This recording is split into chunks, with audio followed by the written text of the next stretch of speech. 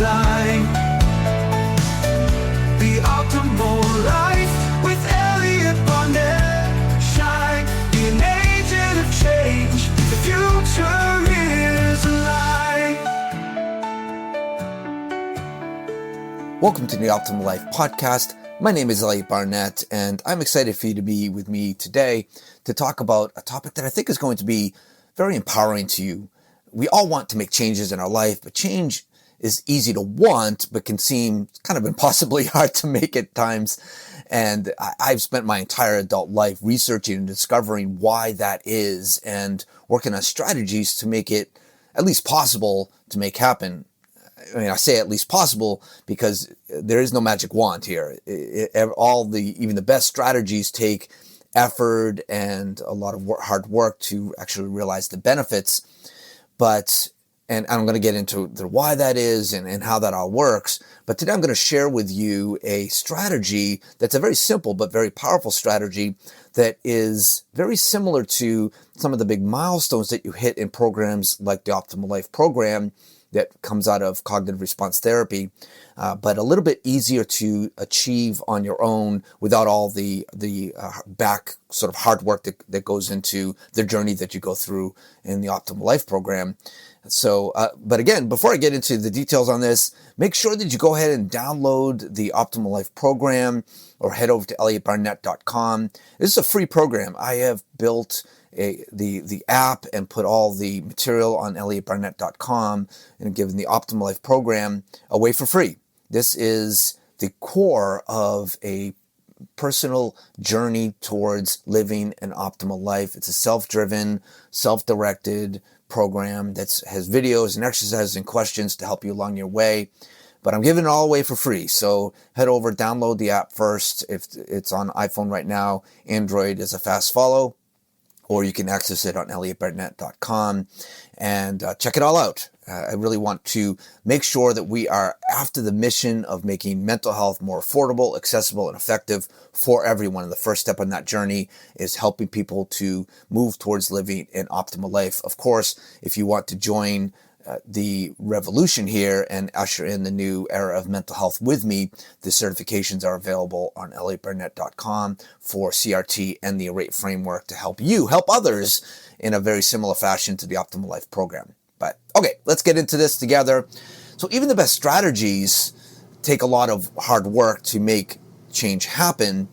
And I want to help you to understand that it's not a lack of discipline. It is not just that you're not working hard or you're not taking it seriously. Of course, it does take a lot of hard work, but I want to help you to understand that it is your nervous system fighting against you. It is hard because the nervous system is wired to resist change. It is convinced that your old life is keeping you alive, which is horribly inconvenient, but it's just a fact of biology. It's part of our evolutionary past. So it's really kind of your nervous system's fault, but in a way that it's just part of who we are. Our nervous systems are hardwired to ensure that we move away from threat and towards safety and keeping our body in homeostasis. What does that mean? It just means that we want to make sure that the body budget, as we refer to it, is in balance. Just like a bank's budget, you don't want to just withdraw money without any reason or paying attention to the balance. And if you get too low in your balance, you want to make deposits, and you're always kind of mindful of the balance. You don't want to get towards zero or certainly negative.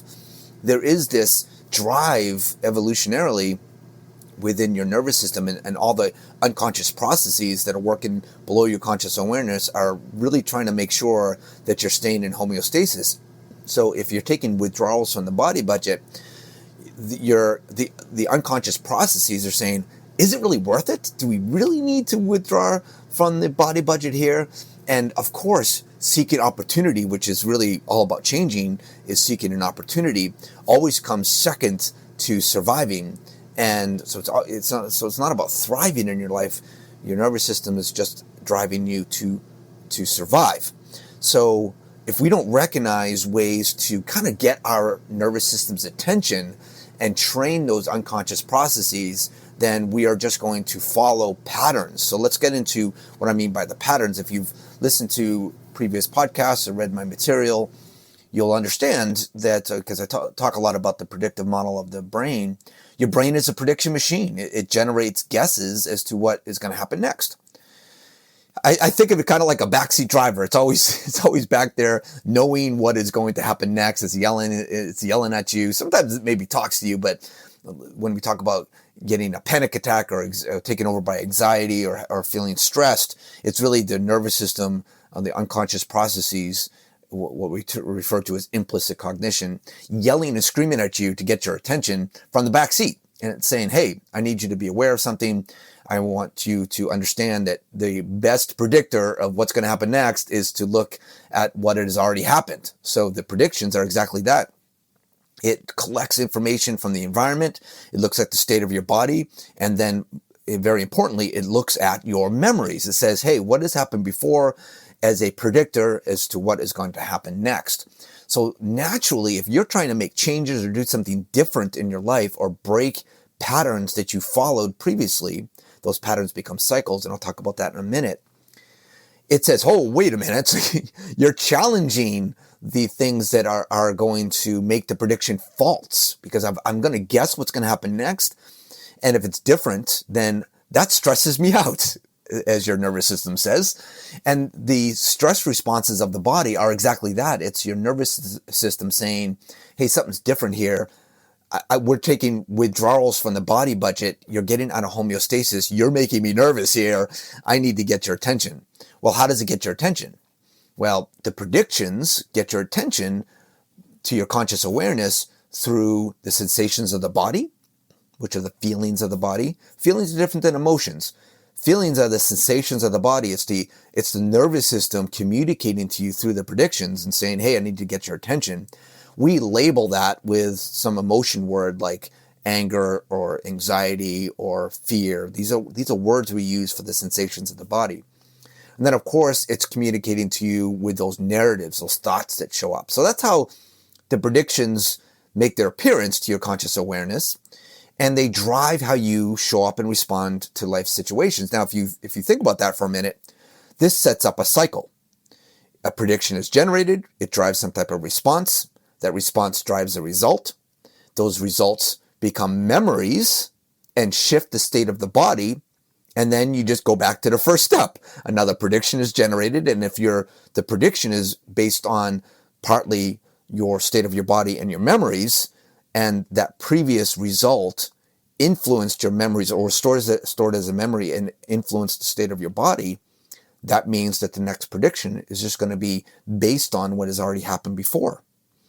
And you can see that would start to have a pattern, which then those patterns become cycles, and those cycles drive your entire life. I refer to those in the Optimal Life program and cognitive response therapy in my previous research as predictive response cycles. Predictive response cycles, or PRCs.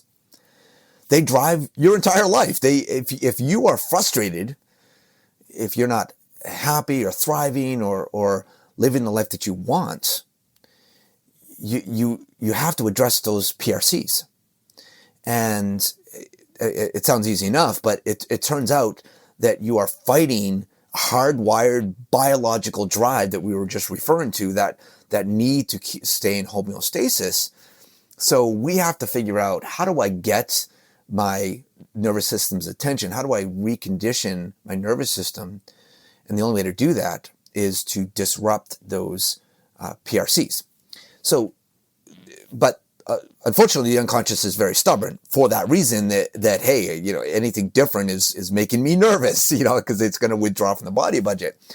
And it's a very hardwired, very stubborn process that's biologically hardwired into us from our evolutionary past. We are not descendants of those that took a lot of risk.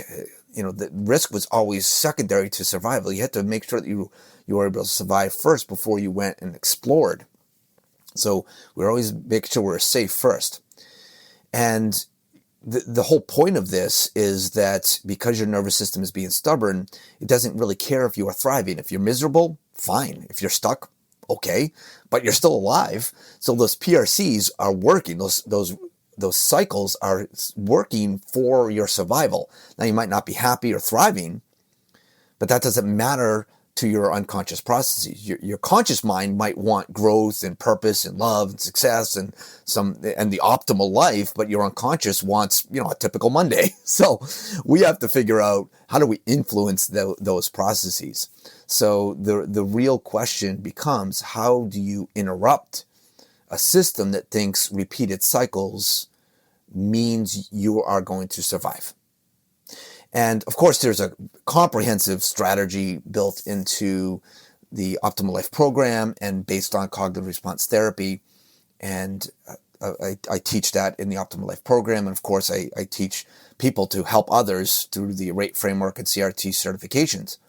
And there's quite a long journey of understanding, overcoming the introspection illusion and learning more about yourself. But ultimately, the journey ends up creating action plans, which are very strategic, comprehensive steps to intercept these PRCs. So where's the opportunity? Well, the prediction is generated right before you respond. That's your opportunity to influence the next prediction. And these action plans there's a lot of work to get there, but once you have those, wow, they're very, very powerful, and they're very specific to the challenges that you face in your life, those things that sort of trigger results in your life that you're not super happy about. And we all know what those are. It could be somebody in your life that sort of triggers a bad response, somebody at work that causes you conflict, or somebody in your family.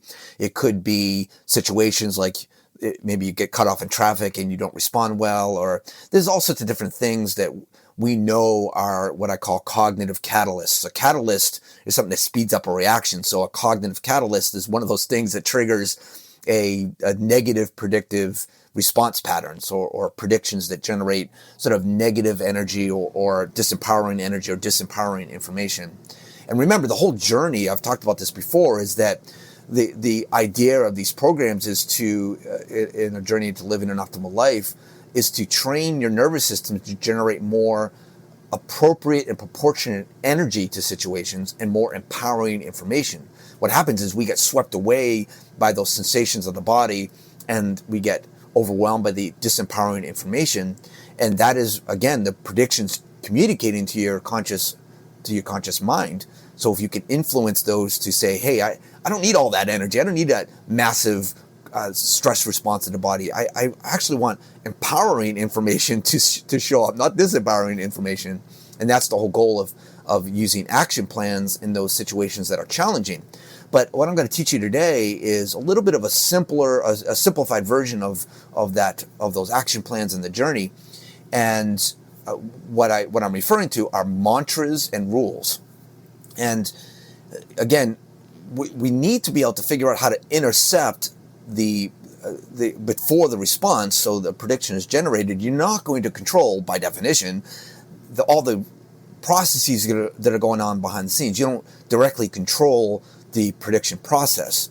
That's done on your behalf based on those three elements: the environment, your state of your body, and your memory. So these predictions are just going to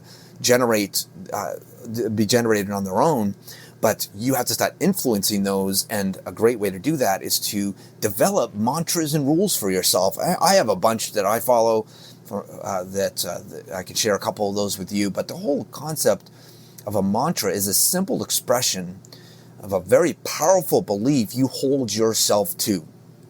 So one of my favorites is, I've done harder. Anytime I face a situation where I feel maybe a little bit of doubt, or I feel a little nervous about something, or I sort of doubting my ability to do something, I remind myself, I've done harder. I just say that to myself, I've done harder. And it just kind of snaps me out of it and says, hey, you know what? I'm going to just get back to this.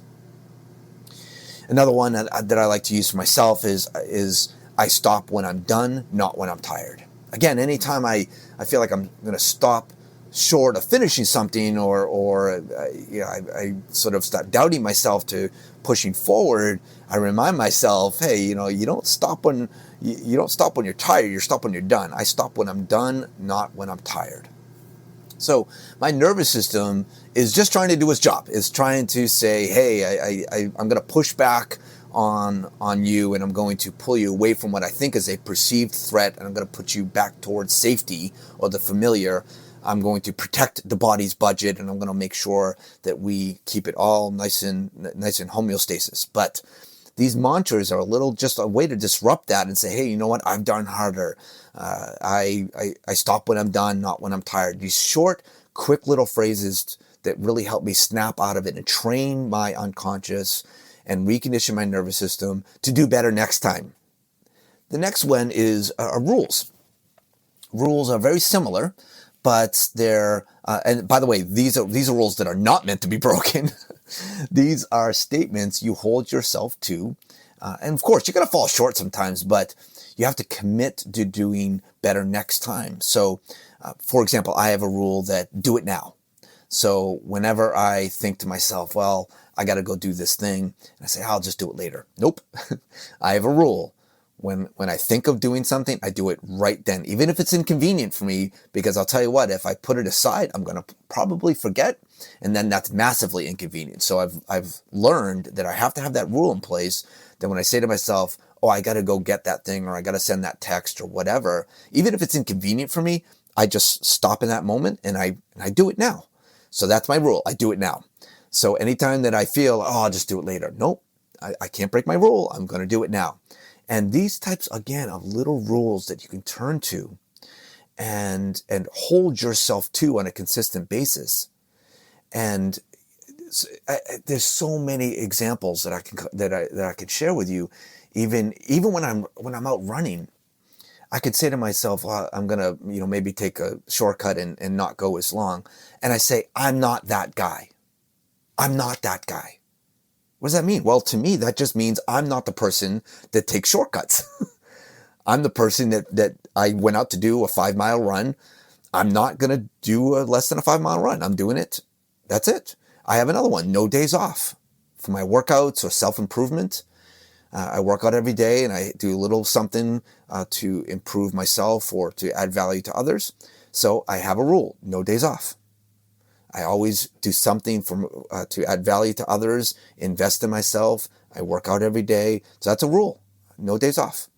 So when I think to myself, maybe I won't work out today, or maybe this, or maybe that. Nope, I cannot break that rule. So those are mantras and rules. They're an amazing way to just interrupt that energetic response of the nervous system that's a fallout from those predictions and the narratives. They'll start to show up, say, hey, maybe you could stop here, or maybe you can take this little shortcut, or maybe that's too hard for you, or whatever it is. These voices that show up, these thoughts and narratives that show up to try to keep you in homeostasis, pull you away from those perceived threats. Those are all just byproducts of the nervous system's conditioning of how you've gotten here.